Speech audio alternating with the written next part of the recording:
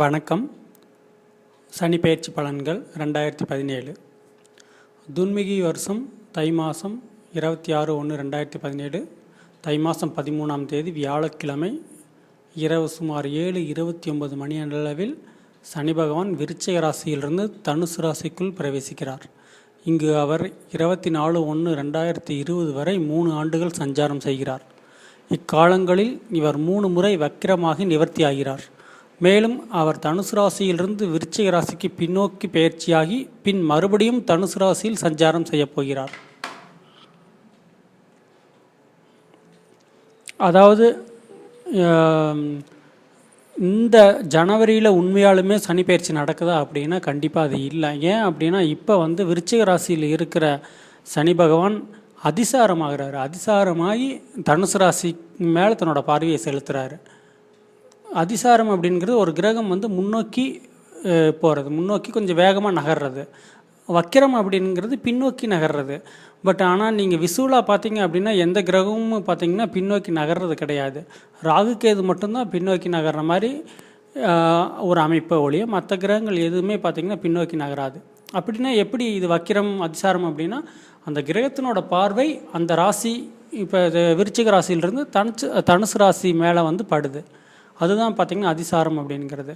அடுத்து அதாவது 6/4/2017 பங்குனி 24ஆம் தேதி வரைக்கும் அங்கே தனுசு ராசி மேலே பார்வை இருக்கும். அதுக்கப்புறம் பார்த்திங்கன்னா வக்கிரமாகி 25/8/2017 ஆவணி 9ஆம் தேதி வரைக்கும் அவர் வக்கரகதியில் தான் சஞ்சாரம் செய்வார்.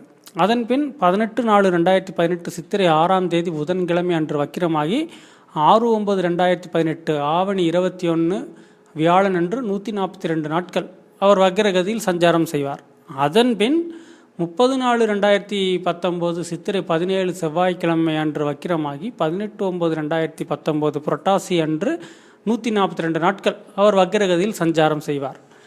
இதற்கிடையில் 21/6/2017 அன்று தனுசு ராசியிலிருந்து விருச்சிக ராசிக்கு பெயர்ச்சியாகி பின் மறுபடியும் 26/10/2017 அன்று விருச்சிக ராசியிலிருந்து தனுசு ராசிக்கு பயிற்சி ஆகிறார். இந்த அடுத்த 3 வருஷங்கள் பார்த்திங்கன்னா சனி பகவான் ஒரே ராசியில் இருக்க போகிறது கிடையாது. அவர் வக்கிரமாகிறாருன்னா மறுபடியும் விருச்சிக ராசிக்கு வருவார். அடுத்து பார்த்திங்க அப்படின்னா கொஞ்சம் முன்னாடி தனுசு ராசிக்கு பார்ப்பார்.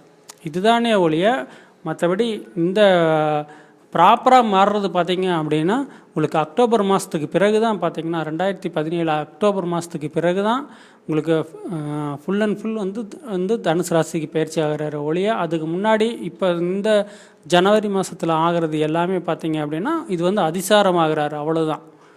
சரி, அப்படின்னா இப்போ 1994 நாட்கள் பார்த்திங்கன்னா அவர் அடுத்து இப்படி பண்ண போகிறாரு. இந்த டோட்டலாக 36 மாதம், ஓகேங்களா? 36 மாதத்தில் 426 நாட்கள், 36 மாதங்கிற 426 நாட்கள் வக்கிரமாகி பலனளிக்க போகிறார். தனுசு ராசிலையும் இருப்பார், விருச்சிக ராசியில் இருப்பார். அடுத்து 3 வருஷத்துக்கு இப்படி தான் மாறி மாறி தான் பலன் இருக்கும். இதுதான் பார்த்திங்கன்னா உண்மையான நிலைமை.